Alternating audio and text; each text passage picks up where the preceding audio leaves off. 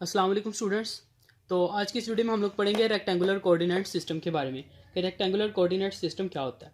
Rectangular coordinate system के बारे में पढ़ने से पहले हम कुछ पॉइंट्स डिस्कस कर लेते हैं, जैसे कि कोऑर्डिनेट एक्सिस। कोऑर्डिनेट एक्सिस क्या होता है? तो कोई भी दो लाइंस जो एक दूसरे के ऊपर राइट एंगल पर बनाई जाती हैं उसको हम लोग कहते हैं कि ये कोऑर्डिनेट एक्सिस है। ये दोनों लाइंस एक दूसरे के कोऑर्डिनेट एक्सिस है। कौन सी लाइंस? जो एक दूसरे के राइट एंगल पे बनाए जाएंगे, मींस के 90 डिग्री बनाए जाएंगे। इस तरह इसको एक्स बार ये नेगेटिव हो जाएगा, इस तरफ ये वाई है तो ये वाई बार।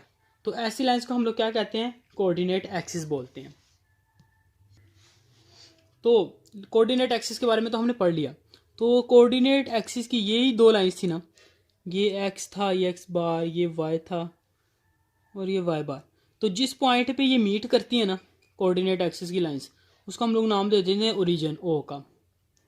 और दूसरी बात ये कि ये जो सिस्टम है कोऑर्डिनेट एक्सिस का, इसी को हम लोग कहते हैं रेक्टेंगुलर कोऑर्डिनेट सिस्टम, या फिर हम लोग इसे बोलते हैं Cartesian system, Cartesian coordinate system बोलते हैं इसे। तो इस सिस्टम में हमारे पास दो एक्सिस होते हैं।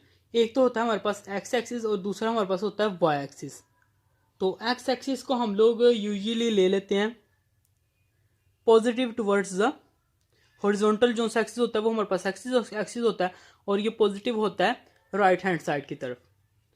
तो और दूसरा हम जो एक्सिस लेते हैं वो अपवर्ड लेते हैं। वाई एक्सिस जो सा होता है वो हम अपवर्ड लेते हैं, वाई एक्सिस, और ये ऊपर की तरफ पॉजिटिव होता है, अपवर्ड। तो इसी तरह हमारे पास ये दोनों सिस्टम्स आ जाते हैं। अब फॉर एग्जांपल आप लोगों ने एक प्लेन बनाया, ये एक्स और वाई प्लेन में आप लोगों ने बनाया। आप लोगों ने इसमें एक वेक्टर को शो करवाया, ये एक वेक्टर है पी वेक्टर को आप लोगों ने शो करवाया। तो इसके कोऑर्डिनेट्स यहाँ पे बने ए और बी, और इसने एक्स एक्सिस के साथ एक एंगल बनाया जिसको हम लोगों ने कह दिया थीटा। ये एंगल थीटा है। अब हम लोग यहाँ पे बात करने वाले हैं प्लेन एंगल की, प्लेन वेक्टर की, सॉरी, कि प्लेन वेक्टर क्या होता है बेसिकली। तो प्लेन वेक्टर आप इससे ऐसे समझ सकते हैं कि आप लोगों ने ये प्लेन लिया, एक्स और वाई प्लेन है सिर्फ ये, इसके पास ये जो सब वेक्टर है ना पी, इसके पास मूव करने के लिए सिर्फ ये एक्स पे या मूव कर सकता है, इस डायरेक्शन मूव कर सकता है, या ये इस डायरेक्शन मूव कर सकता है, इसमें मूव कर सकता है, इसमें मूव कर सकता है, और स्पेस वाली कोई डायरेक्शन नहीं है इसमें। जो स्पेस की हम लोग बेसिकली लेते हैं, ये थर्ड एक्सिस यहाँ पे जो हम लोग लेते हैं स्पेस का, तो ये इसके पास तीसरी डायरेक्शन नहीं है, इसने इधर ही मूव करना है। तो इसका एंगल ये जो एक्स बनेगा ये थीटा बनेगा। तो अगर आपने इस पॉइंट पी को, इस पॉइंट को अप्रोच करना है ना, तो आपको along the X axis A points तक अलोंग द एक्स एक्सिस जाना होगा, और आप लोगों को बी पॉइंट तक, ये बी है ना, यहाँ पे बी है और यहाँ पे ए है, आप लोगों को बी पॉइंट तक जाना पड़ेगा वाई एक्सिस पे। तो फिर ही आप लोग इस पॉइंट पी को लोकेट कर सकते हैं।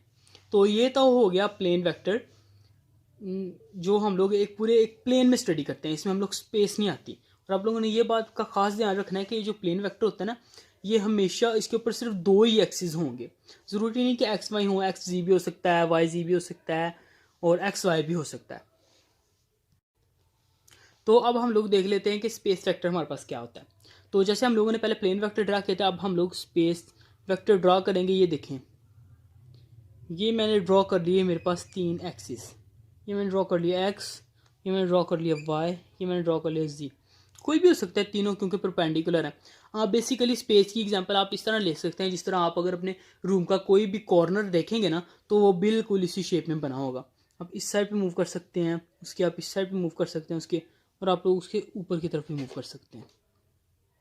जिस तरह मैं ये इस तरह ड्रा करूँ, ये तो मैंने इस तरह प्लेन पे ड्रॉ किया ना, तो इस तरह हो रहा है। जिस तरह ये वाइट बोर्ड है, ये एक प्लेन है, लेकिन अगर ये इसकी अगर इस साइड पे कोई हाइट भी हो ऐसे बिल्कुल, तो ये जो थर्ड पे एंगल बना है, ये जो तीसरी वाली इसकी डायरेक्शन है, ये फिर इसमें इसके दरमियान में कुछ चीज़ होगी तो वो प्लेन में पड़ी होगी, तो वो इस तरह होगा।